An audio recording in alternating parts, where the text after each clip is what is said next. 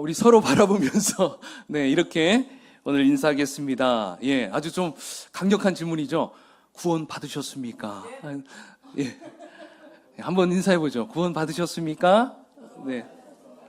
네, 네. 다 함께 어떻습니까? 구원 받은 줄로 믿고 우리는 또 아멘이라고 또 화답을 할 수 있을 거라 믿습니다. 여러분, 그렇지만 참 이 구원이라는 것이 쉬운 것 같은데 참 어려워요. 그래서 교회를 오래 다니신 분들 중에도 참 구원의 확신이 없는 분들도 참 많이 있어요. 나는 지금 죽어도 천국에 간다, 이런 확신이 크리스찬이면서도 이게 잘 확실하게 대답을 못하는 경우가 참 많아요. 분명히 우리는 구원의 확신을 갖게 되면 나는 지금 죽어도 천국에 간다, 바로 그것이 우리의 특권인데 그 특권을 누리지 못하고 그냥 살다가 그냥 눈을 떠보니까 아이고 여기가 천국이었네, 이렇게 되는 경우도 있다라는 거예요. 여기서는 어떻게 하지, 그냥 조마조마 이 특권도 못 누리는 거죠. 눈 떠보니까 아이고 내가 이럴 줄 알았으면 특권을 좀 누려야 되는데, 이렇게 된다는 거예요. 자, 그러니까 여러분, 우리는 왜 예수님을 믿는다고 하면서도 왜 이렇게 구원의 확신을 누리지 못하는 것일까요? 구원을 확신을 하지 못하는 그 이유, 두 가지로 좀 볼 수 있겠더라고요. 저의 경험도 좀 들어갑니다. 자, 첫 번째는요, 내가 구원이 흔들리는 것은 아직 하나님 앞에 회개되지 못한 죄가 있을 때 그 확신이 좀 흔들릴 때가 있어요. 여러분 어떻습니까? 좀 동의가 되십니까? 우리가 하나님 앞에 죄가 있을 때 어떻게 해야 됩니까? 바로 고백해야 되는데 고백하지 않고 회개하지 않으면 하나님께서는 바로 그때 우리에게 이 구원의 확신을 흔드실 때가 있어요.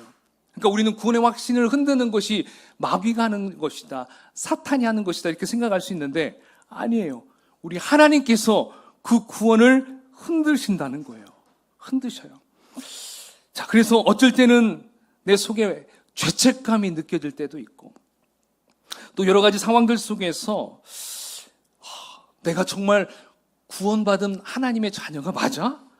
내가 이렇게 형편없는데 막 스스로 이렇게 자신을 낮추고 그렇게 바라본다는 거죠.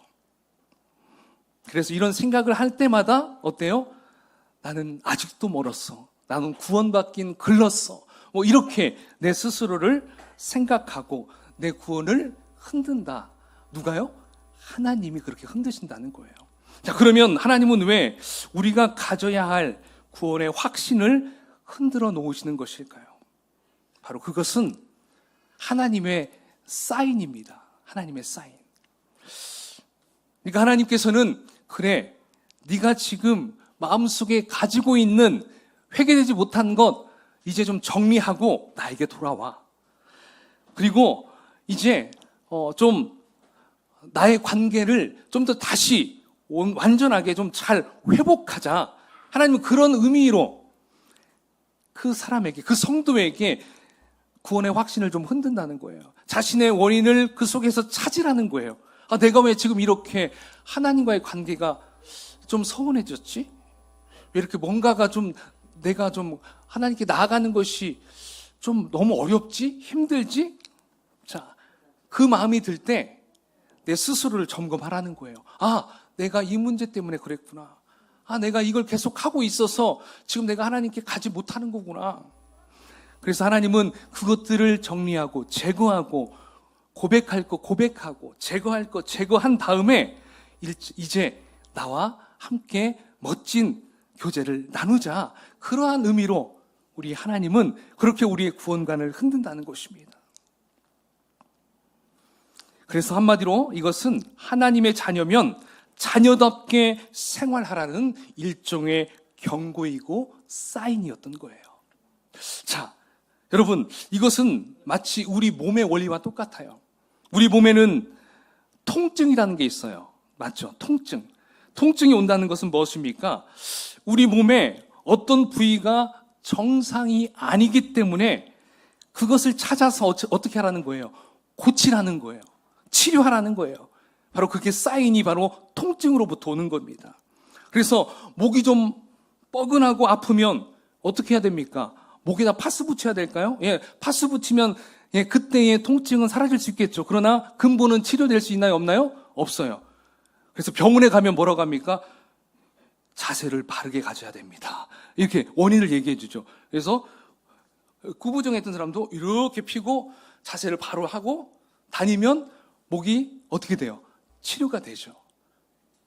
자, 여러분, 갑자기 치아가 아파요. 이가 아파요. 그러고 봤더니 내가 너무 요즘에 단 것을 많이 먹었더니 아프기 시작했어. 그럼 어떻게 해야 됩니까? 개보린 먹어야 되나요? 아니죠. 바로 치과에 가서 검증을 받아야죠. 그래서 그 원인을 보고 점점 까매지고 있어. 썩어지고 있어. 그래서 어떻게 해요? 그 치료를 해야 되죠. 갑자기 차가운 물을 요즘에 많이 먹어요. 많이 먹고 자고 일어났더니 아침에 복통이 일어났어. 배가 너무 아파. 그럼 여러분 어떻게 하라는 신호인가요? 차가운 물을 지금 배가 받아들이지 않는 것을 얘기하는 거예요. 그러면 이제 차가운 물을 어떻게 해야 돼요? 안 먹어야겠죠. 따뜻한 물로 먹으면서 이제 내 배를 점차적으로 회복시켜 가는 것이죠. 자, 그러니까 통증이라는 것은 우리 몸 안에서 우리 건강을 지키기 위해 반응하는 장치입니다. 근데 여러분, 아무리 통증을 줘도 못 느끼는 병이 있어요. 그게 무슨 병인지 아십니까? 예, 문둥병, 납병이라는 게 있죠. 그러니까 여러분, 우리는 통증이 느껴지는 그 자체가 어때요? 감사해야 돼요. 여러분, 어떤 분이 당뇨병에 걸려가지고 발가락을 끊어야 될 상황이 될 수 있었어요. 통증이 없어요. 근데 기도받더니 그 다음날 통증이 왔어요. 근데 진짜 놀랐는데 의사가 안 잘라도 되겠네요. 통증은 이렇게 좋은 거예요. 그렇죠? 통증. 바로 우리는 통증이 바로 그 병의 근본을 치료하는 목적인 것처럼 하나님께서도 우리에게 통증을 허락하시는 거예요. 바로 영적인 통증이 뭐예요? 바로 내 마음 안에 구원의 확신이 흔들리는 거. 그게 내 마음의 통증이라는 거예요. 영적인 통증. 그래서 구원의 확신이 깨지고 마음의 평강이 사라지고 기쁨이 사라지고 감사가 없어지고 신앙생활이 힘들고 막 구원의 확신까지 흔들리게 되었을 때 어떻게 해야 될까요? 하나님이 지금 나에게 뭔가를 말씀하시려고 하는구나. 나에게 뭔가 문제가 있으니까 지금 하나님은 교정해 주시려고 하는구나. 바로 이것을 우리는 캐치해야 한다는 것입니다.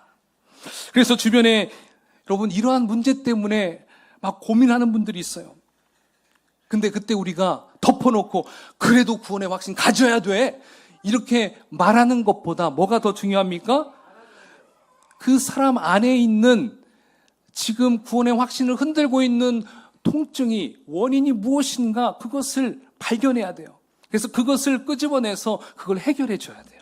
그렇죠? 그러면 그 마음 안에 모든 아픔, 영적인 아픔, 정신적인 아픔까지 다 해결되면 이제 자연스럽게 무슨 확신이 올까요? 나는 하나님의 백성이구나. 나는 구원받은 백성이구나. 이것을 알게 된다라는 것입니다. 자, 첫 번째 바로 구원의 확신. 우리가 이것이 흔들리는 이유 바로 하나님의 사인입니다. 자, 두 번째. 구원의 확신을 갖지 못하는 이유 두 번째는요. 구원 받았음에 대한 근거를 제대로 모르기 때문에 그래요. 자, 여러분들은 구원 받았다라는 근거를 어디서 찾으십니까?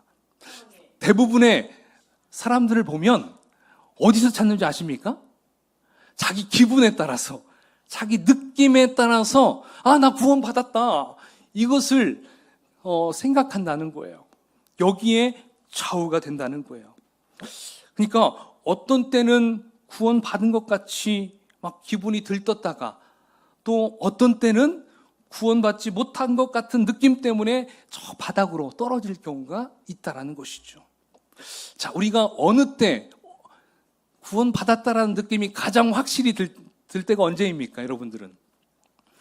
부흥회 때 참석해 보셨나요? 기도원이나 부흥회, 또 우리 청년들, 우리 중고등부 학생들은 수련회 거기 가가지고 뜨겁게 하나님께 기도하고 찬양하고 말씀 듣고, 자, 그러면서 내 마음에 막 뭐가 들어요?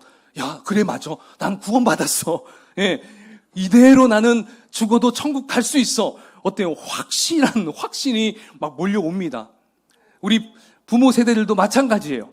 근데 부부가 같이 이런 집회에 갔다가 막 은혜 받고, 여보 좋았어. 근데 하다가 갑자기 어떤 문제 때문에 다툼이 시작됐다고 해보세요. 부부가 서로. 그러면 이렇게 올라왔던 신앙이 바닥으로 점점 떨어지죠. 그러면서 나는 역시 구원받긴 글렀어. 예, 이렇게 가버리게 되죠. 우리 청소년들은 또 어떻습니까? 우리 청년들 수련회 가서 굉장히 은혜 충만하니 받고 왔어요.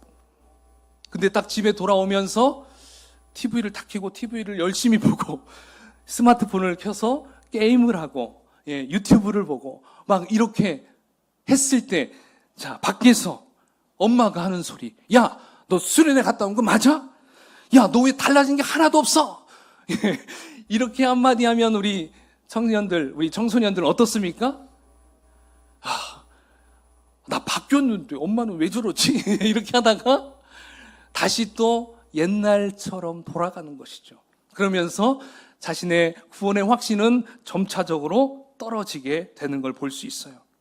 그러면서 나는 천국 가기는 아직도 멀었어. 스스로 이런 마음을 갖게 된다는 것이죠. 그래서 어떤 분은 차라리 내가 정말 뜨거운 부흥회 때, 뜨거운 수련회장에서 우리 예수님 다시 오심을 딱 맞이하면 얼마나 행복할까, 이러한 생각을 하는 분들도 꽤 많이 있다라는 걸 볼 수 있어요. 근데 여러분, 기억해야 됩니다. 구원의 확신의 근거는 어떤 감정이나 느낌이 아니에요. 그 근거는 어디에서 찾아야 될까요? 한번 따라해 볼까요? 하나님의 약속. 하나님의 약속에서 찾아야 돼요. 그런데 그 약속의 의미를 우리는 그냥 깽기 손가락 걸고 약속해, 그래, 그냥 이렇게 말로만 하는, 가볍게 여기는 그러한 약속이라고 생각하면 안 된다는 것입니다. 하나님의 약속은 한마디로 계약과 같아요. 계약은 법적인 효력이 있어요. 제가 한번 찾아보니까 상호간의 법적인 구속력이 있는 약속을 의미한다, 이렇게 써 있었어요. 그러니까 계약에서 빠지지 않는 것은 보통 우리가 뭐예요? 꼭 금전 거래가 필요하죠. 예. 그러니까 이 계약을 어겼을 경우에는 법적인 처벌을 받게 되거나 또 벌금을 물거나 또 감옥까지 갈 수 있는, 무서운 거예요, 계약이라는 것이. 그래서 취업을 한다든지 자동차를 산다든지 집을 살 때에 어떻게 합니까?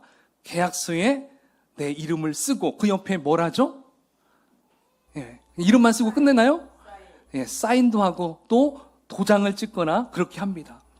바로 그것을 해야만이 그 계약의 효력이 시작이 되는 것이죠. 그러니까 아직 내가 회사에 출근한 날짜가 안 되었어도, 또 자동차가 나에게 오지 않았어도, 또 아직 집에 입주할 날짜가 돌아오지 않았어도 계약서에 사인한 즉시 어떻게 됩니까? 그 계약서는 법적인 구속력이 있어요. 그래서 내가 취직했는데 그 자리는 아무도 못 앉아요. 내가 가야 돼. 내가 계약한 자동차 그 시간에 나한테 와야 돼. 따로 셀 수가 없어. 딴 데로 갔다? 그러면 고발하면 그 사람 벌금 물어내야 돼. 집도 마찬가지죠. 내가 아직 그 집에 들어가지 않았지만 계약한 즉시 그 집은 누구 집이에요? 내 집이에요. 내가 마음대로 왔다 갔다 할 수 있어요. 어떤 경우, 야, 너 진짜 집 산 거 맞아? 혹시 여러분 계약해놓고, 몰라, 나 가봐야 알 것 같아, 이런 분 있나요? 살아봐야 알지, 이렇게 생각하는 분 있나요? 없죠. 계약하면 그 즉시 내 거가 되는 거죠. 마찬가지로 하나님의 약속도 바로 이러한 구속력이 있다는 거예요. 이 약속. 그러니까 우리가 지금 말하고 있는 이 구원의 확신을 점검할 때에도 어떤 느낌이나 감정으로 점검하는 것이 아니라 하나님과 우리 사이에 맺어진 그 계약 내용을 토대로 해야 한다는 거예요. 계약의 내용. 그런데 여러분, 만일 계약한 시점이 좀 달라요. 그래서 계약서가 2장이 있어요. 자, 그러면 어떤 계약서에 따라서 우리가 움직여야 될까요? 옛날 건가요? 최근 건가요? 그렇죠. 최근 계약서로 우리가 그거에 맞춰서 계약금을 내든지 거기에 따라서 우리가 그 조항대로 따라야 되는 것이 맞습니다. 그러니까 현재 우리와 하나님과의 관계도 마찬가지예요. 오늘 제목이 뭐예요? 구약에서 신약으로. 그렇죠. 구약은 뭐예요? 옛 약속이에요. 옛날 계약서예요. 하나님께서 옛날에 하셨던 계약서예요. 자, 그러면 신약은 뭐예요? 새로운 계약서예요. 새롭게 만든 계약서. 그러니까 우리는 이제 2개의 계약서 중에 어디에 더 포커스를 맞춰야 되냐면 새로운 계약서에 맞춰야 한다는 거예요. 자, 근데도 우리 성도님들 중에는 아니야, 구약을 잘 알아야 돼. 거기에만 집중해서 거기만 냅다 파는 분들이 있어요. 그러면 대부분 이런 분들은요, 굉장히 획일적이에요. 그리고 율법적으로 많이 빠지는 경우가 있어요. 물론 그것도 중요해요. 그 정신은 중요해요. 하지만 우리의 시선은 실체가 드러난 우리 신계약, 신약을 봐야 집중해야 한다라는 것이죠. 자, 그러면 언제 하나님께서 우리와 새로운 계약을 맺으셨을까요? 언제? 그것은 우리 예수님이 십자가에 달려 돌아가시는 그때가 하나님께서 우리와 새로운 계약을 맺으시는 순간이라는 것입니다.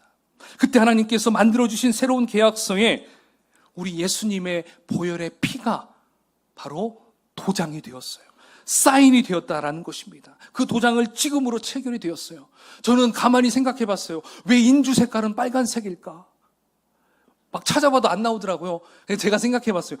아, 예수님의 보혈의 피. 그 피 때문에 인주가 빨간색인가 보다 생각을 나름 해봤어요. 그래요. 바로 우리는 예수님께서 달려서 방울방울 쏟아내시는, 콸콸 쏟으시는 그 보혈의 피로 말미암아 하나님과 내가 새롭게 계약 도장을 찍었다는 것입니다. 믿으십니까? 이게 너무 중요하다는 것입니다. 그 계약, 새로운 계약을 하심으로써 우리에게 이제 새로운 길을 열어주셨다라는 것입니다. 사실 우리 예수님은 십자가에 달려 돌아가시기 전날 밤에 제자들과 함께 최후의 만찬 자리에서 이 새 계약을 말씀해 주셨어요. 함께 읽어볼까요? 누가복음 22장 20절입니다. 시작. 저녁 먹은 후에 잔도 그와 같이 하여 이르시되 곧 너희를 위하여 붓는 것이라. 아멘. 내 피는 바로 새 언약을 이루는 사인이다. 이 말씀이에요. 자, 또 사도 바울도 고린도전서 11장 25절에 또 이렇게 말씀하셨어요. 자, 함께 읽어볼까요? 시작. 식후에 또한 그와 같이 잔을 가지시고 이르시되 이 잔은 내 피로 세운 새 언약이니 이것을 행하여 마실 때마다 나를 기념하라 하셨으니. 아멘. 여러분, 여기 예수님께서 하신 이 말씀은 우리가 뭐 할 때 하는 말씀이죠? 실제 제가 이 본문 말씀을 낭독하면서 우리가 뭐 하죠? 성찬식을 하죠. 그러니까 우리가 예배 중에 하는 성찬식의 의미, 그것이 그냥 떡 먹고 포도즙 마시고 교제만 하는 목적이 아니라 바로 이 성찬식을 하면서 하나님과 우리가 맺었던 그 계약서를 들여다보는 시간이에요. 내가 계약서를 하나님과 내가 썼었지. 이걸 보는 거예요. 그러니까 여러분들은 성찬식 할 때마다 뭐예요? 예수님께서 죽으시고 피 흘려 주셨기 때문에 하나님하고 내가 새로운 계약을 했구나. 이제 나는 새로운 계약 밑에서 살아가고 있는 존재야. 나는 하나님의 언약 백성이야. 이것을 그 성찬식을 거할 때마다 그걸 점검하라는 것입니다. 이걸 기억하라는 것입니다. 바로 이것을 상기시키라고 우리 예수님은 성찬식을 계속적으로 하라 명령하신 거예요. 그래서 우리는 이 새 계약에 근거하여 어떻습니까? 구원의 확신을 가질 수가 있게 된 것입니다. 믿으십니까? 자, 그러면 새로운 계약서의 내용은 여러분 어디에 들어있을까요? 자, 바로 신약성경에 기록되어 있어요. 신약성경이에요. 예. 자, 그 중에 가장 대표적인 계약 조항이 요한복음 1장 12절 말씀에 있어요. 자, 함께 읽어보겠습니다. 우리 잘 외우는 말씀이죠. 영접, 시작. 영접하는 자, 곧 그 이름을 믿는 자들에게는 하나님의 자녀가 되는 권세를 주셨으니. 아멘. 자, 예수님을 영접하기만 하면 하나님의 자녀가 되는 권세, 특권을 주신다라는 것입니다.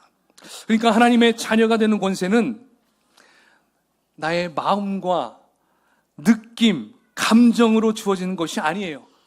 내가 예수님을 영접하면 당연히 주어지는 거예요. 그러므로 나는 예수님을 영접했으니 오늘 죽더라도 천국에 간다. 이게 자연스럽게 믿어지게 되는 거예요. 그리고 어느 순간에도 내가 말할 수가 있게 되는 것입니다. 여러분, 이제 여러분들 이 말씀에 입각하여서 구원의 확신을 확실히 가질 수 있겠습니까? 아멘. 예. 저를 봐주세요. 예, 저를 봐주세요. 자, 바로 그 근거가 계약서에 있기 때문에 그래요. 계약서. 근데 우리가 때로는 이 말이 좀 뻔뻔스럽게 여겨질 때가 있죠. 언제 그래요? 내 삶이 잘 받쳐지지 않을 때, 신앙이 바닥으로 떨어졌을 때, 그러나 그때에도 우리는 이 계약서를 근거로 우리는 확신을 가지고 살아가야 한다는 거예요. 나는 그래도 하나님의 자녀. 그러니까 사실 마귀는요, 항상 그것을 교묘히 사용할 때가 많아요. 야, 너 그러면서 네가 하나님의 자녀 맞아? 야, 너 오늘 또 넘어졌잖아. 예, 너 또 오늘 술 먹었지? 너 술 못 끊었겠지? 그러니까 그래도 나는 하나님의 자녀야. 할렐루야. 그래도 왜? 예수님을 영접하면 하나님의 자녀가 되는 특권을 주신다고, 예, 그 성경전서 신약 요한복음 1장 12절에 예, 계약 조건이, 계약 조항이 딱 적혀 있기 때문에 그래요. 자, 그렇다면 우리 예수님은 과연 무슨 근거로 이러한 새로운 계약을 맺으셨을까요? 우리 예수님은 그냥 독단적으로 내가 너희와 새 언약을 맺겠다 하시면서 맺은 것이 결코 아니었어요.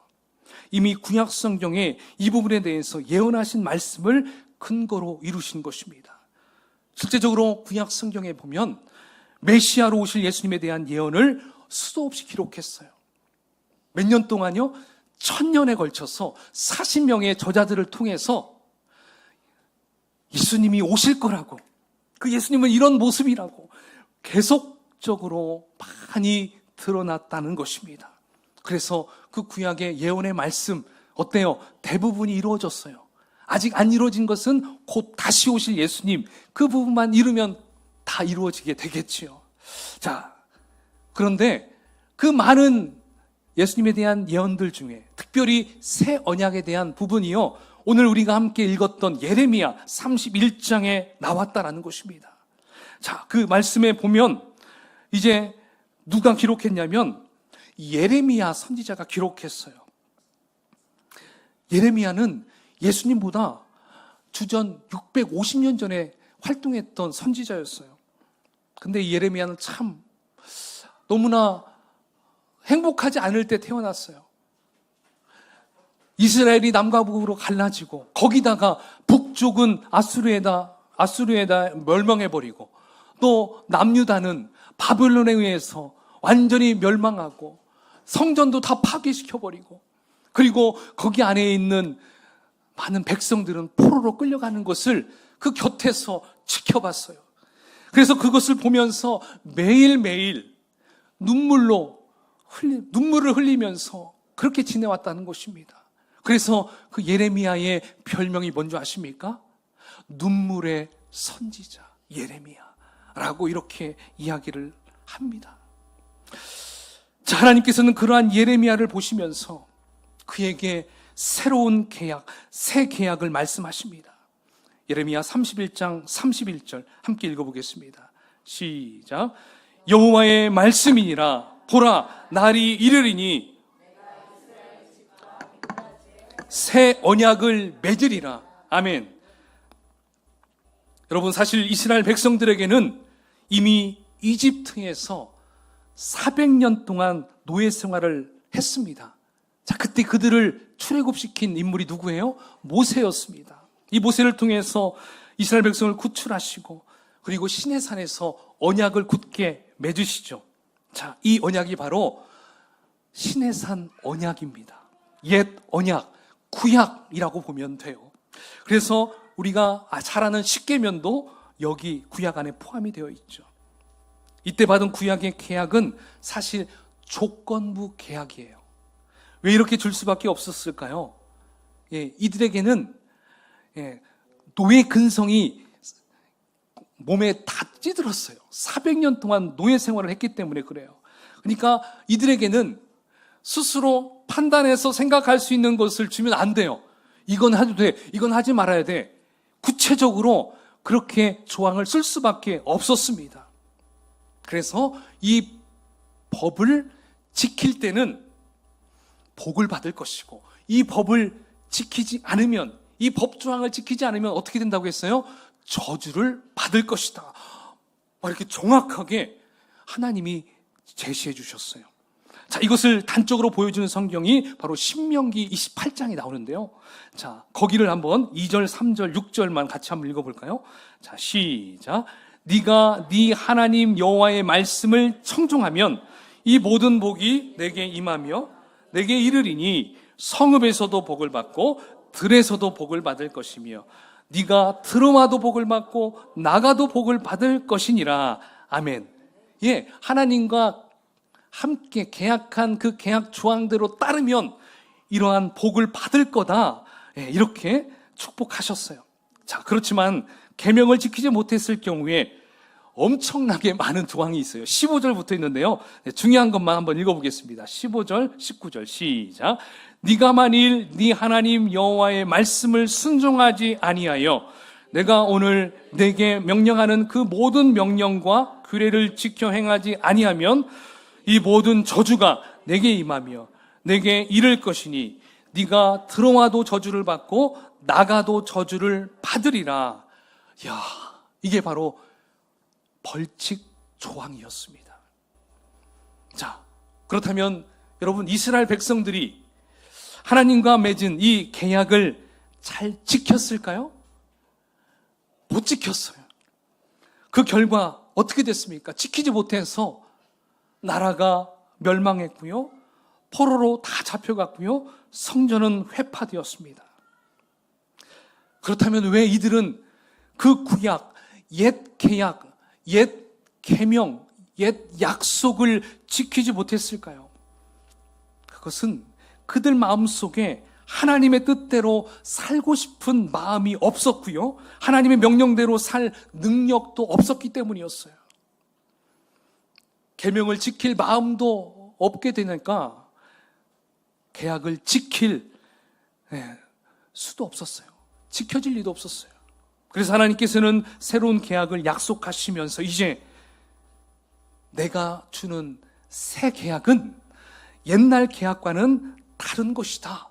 분명히 하나님이 말씀하셨어요. 자, 32절, 예레미야 31장 32절. 자, 읽어봅시다. 시작. 이 언약은 내가 그들의 조상들의 손을 잡고 애굽 땅에서 인도하여 내던 날에 맺은 것과 같지 아니할 것은 내가 그들의 남편이 되었어도 그들이 내 언약을 깨뜨렸음이라. 여호와의 말씀이니라. 아멘.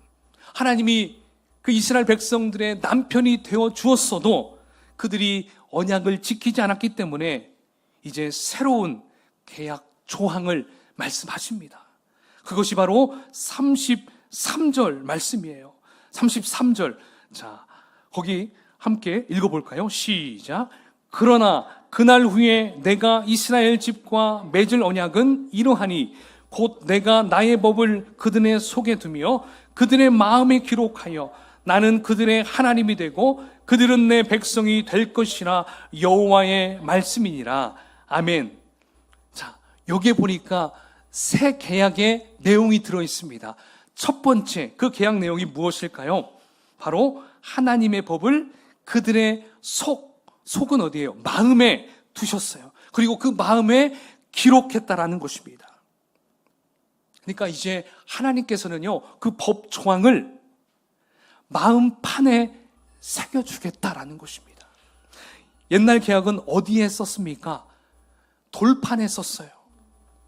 이제는 돌판이 아니라 너의 마음판에, 너희 마음에 내가 또렷하게 새겨주겠다. 지금 이렇게 하시는 말씀입니다. 자, 이것은 무엇을 뜻하냐면 구약의 이 백성들에게는 어떤 외적이고 어떤 보여지는 것, 내면적인 게 아니라 외적인 것이 더 중요시 여겨졌어요. 그렇다 보니까 어때요? 자기 힘으로 이 법조항을 지키려고 노력했다라는 것이죠.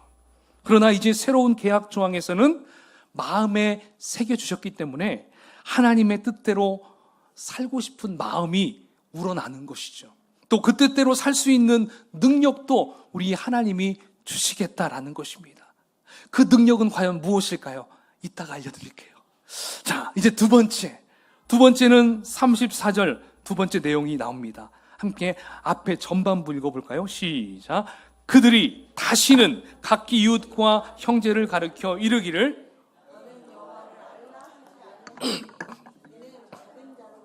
큰 자까지 다 나를 알기 때문이라. 아멘. 자, 두 번째는 바로 누구든지 하나님을 알 수 있게 해주겠다라고 하시는 거예요. 알 수 있게 해주겠다. 네가 나를 알아야 돼.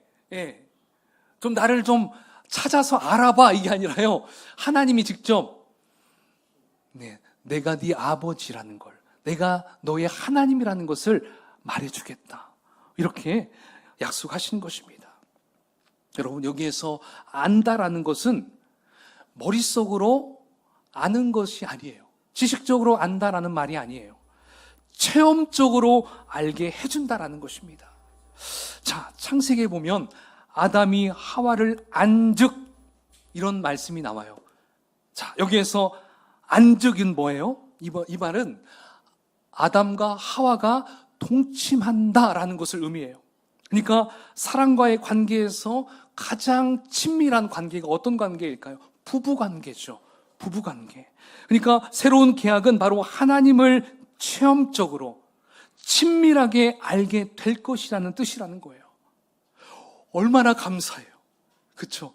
하나님이 내 속에 그냥 들어와서 얘야, 내가 너의 하나님이다.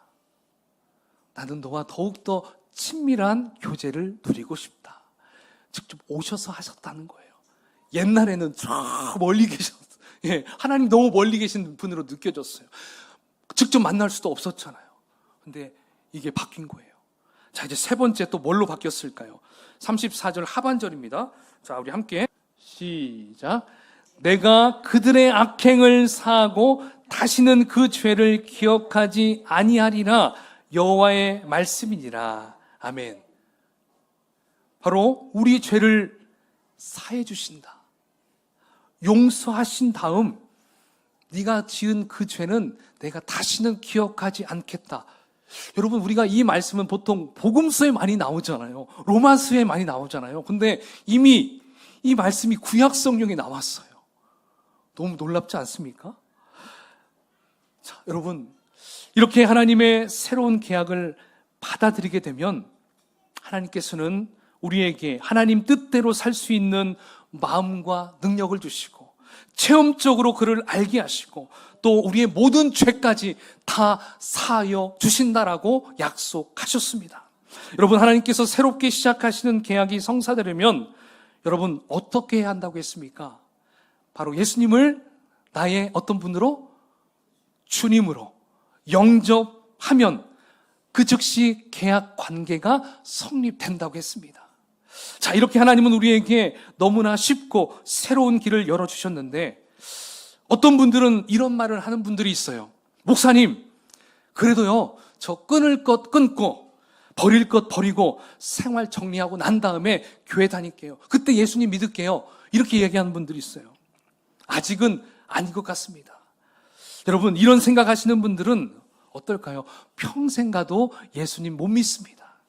이런 분들은 마치 이런 것과 같아요. 병이 내가 지금 들었는데, 암이 걸렸는데, 내가 이 암 내가 스스로 이기고서 내가 의사 찾아가야 되겠다. 이런 말이니까 똑같아요. 병을 내가 다 치료한 다음에 의사한테 딱 찾아가서 나 병 다 나았으니 나 받아주시오. 이게 말이 될까요? 여러분, 내 힘으로 만약에 술도 끊고 담배도 끊고 수많은 죄악을 끊을 수 있다면 하나님이 왜 필요하겠습니까? 내가 할 수 없기 때문에 하나님이 필요한 것입니다. 새로운 계약 아래에 들어와야 오래된 죄 생활을 정리할 수 있는 힘이 우리에게 주어지게 된다는 것입니다. 자, 어떤 분들은 또 그래요. 기독교에 대해서 더 좀 알아본 후에 믿겠습니다. 근데 여러분, 예수님을 더 알고 싶으면, 기독교에 대해서 더 알고 싶으면 어디 와야 됩니까? 새 계약 아래로 들어와야 예수님을 제대로 알 수 있게 된다는 것입니다. 그러므로 우리는 더 이상 옛 계약, 옛 언약 밑으로 살아서는 안 된다는 것이죠. 구약에는 하나님의 백성이 해야 될 일들이 하나하나 열거되어 있어요. 그렇죠? 하나하나 조항들이 복잡하게 열거되어 있어요. 그러나 신약에서는 삶의 많은 부분에서 원칙만 제시되어 있지 구체적으로 해야 하는지 설명하지 않았다라는 걸 볼 수 있습니다. 자, 그 이유는 무엇 때문일까요? 왜 우리에게 하나님 이것도 하지 말고 저것도 하지 말고 저건 하고 왜 이렇게 자세히 하지 않고 왜 우리에게 좀 두리뭉실하게, 또 예수님도 그 10개 재앙 중에서 왜 또 어떻게 딱 2개로 딱 축약해가지고 우리에게 주셨습니까? 좀 이런 생각을 할 수가 있어요. 왜 그러셨냐면 그것은 바로 성령님이 함께하기 때문에 그렇게 축소시키고 우리가 스스로 그것들을 찾아서 무엇이 옳고 무엇이 그른지를 구분할 수 있도록 해주셨기 때문에 그렇다는 것입니다. 그러니까 여러분, 예를 들어서 텔레비에 프로그램이 엄청 많잖아요. 영화도 엄청 많고요. 유튜브도 수도 없이 많아요. 근데 여러분, 여기에서 하나님 이건 봐야 될까요? 이건 봐지 말아야 될까요? 막 이렇게 하나님이 일러주십니까? 아니에요. 내 마음에 성령께서 감동을 주셔요. 내 스스로 이건 보지 말아야겠구나. 이것은 좀 봐도 좋겠구나. 이런 마음이 어디서 얘기해요? 내 안에 성령께서, 그게 바로 능력을 주시는 거예요. 하나님을 알 수 있도록 해주시는 것과, 그리고 그 알을 통해서 말씀 가운데 거룩한 삶을 살아갈 수 있는 힘을 누가 능력을 주셔요? 성령님이 그것을 제시해 주신다라는 것입니다. 그러므로 우리는 신약 안에 거하는 사람들은요, 하나님의 음성을 들을 수가 있어요. 아니, 어떻게 들을 수 있어요? 계약 조항을 여러분들이 따른 자들이라면 하나님의 음성, 특별히 하나님 말씀해 주십시오. 하나님 앞에 기도하면 하나님은 분명히 우리 가운데 감동으로, 말씀으로, 주의 종을 통해서 여러 가지 다양한 방법으로 우리에게 말씀해 주신다는 것입니다. 그런데 내가 이것을 차단해버리고 말씀을 듣고 싶지 않다라고 하면 하나님도 말씀해 주지 않아요. 그러나 우리가 하나님을 더 찾고 하나님 앞에 가까이 나아가려고 할 때에 하나님 우리에게 말씀해 주신다는 거예요. 바로 이게 새 계약, 새 언약을 받은 자들의 특권이라는 것입니다. 하나님은 멀리 계신 분이 아니에요. 외로울 때 우리를 위로해 주시고요, 지혜가 필요할 때 지혜를 주시고 능력이 필요할 때 능력을 주시는 분입니다. 그러므로 새로운 계약 아래 사시는 우리는 어떻습니까? 모든 죄를 다 용서받았습니다. 그러므로 지난날의 죄 때문에 여러분 괴로워하지 마시기 바라요. 하나님께서는 이제 기억조차 하시지 않는다라고 약속했어요. 근데 여러분, 우리가 살아가다 보면, 또 차를 운전하다 보면 뜻하지 않는 사고를 당할 수 있어요. 근데 어떤 분들은 내가 과거에 이런 죄를 저질러서 하나님 이런 엄청난 어려움을 주신 게 아닐까? 우리 조상이 계속 그렇게 우상을 숭배해서 내가 이런 어려움을 당하는 게 아닐까? 막 이런 생각을 하는 사람이 있어요. 예수님을 믿는데도. No, 아니에요. 예수님을 믿는 즉시 과거의 모든 죄악 가운데 있었던, 연결되었던 것들은 다 끊어지는 것입니다. 믿으십니까? 이게 바로 새로운 계약에 들어있는 조항이에요. 오늘 제가 예배 전에 예배 부름 말씀을 어떤 말씀을 했습니까? 고린도후서 5장 17절 말씀을 했습니다. 그런즉 누구든지 그리스도 안에 있으면 새로운 피조물이나 이전 것은 지나갔으니 보라 새 것이 되었도다. 여러분, 새 것이 되었음을 믿으십니까? 그래요. 그러므로 이제 우리는 하나님 앞에 당당하게 나아가야 합니다. 하나님께서 우리의 죄를 사하여 주셨고 기억조차 하지 않겠다고 하셨습니다. 그렇다라고 하면 그런 줄 믿으면 되는 거예요. 여러분, 우리의 믿음의 근거를 계속적으로 내 기분이나 내 감정이나 내 느낌에 두시고 살아겠습니까? 이제는 하나님께서 열어주신 그 새로운 계약, 새 언약 위에 두시는 여러분이 되길 축원합니다. 우리 주님 다시 오실 때까지 정말 예수님께서 십자가에서 피 흘려 이루신 그 새 계약의 특권을 누리며 살아가는 저와 여러분이 되시기를 주의 이름으로 축원을 드리겠습니다. 아멘.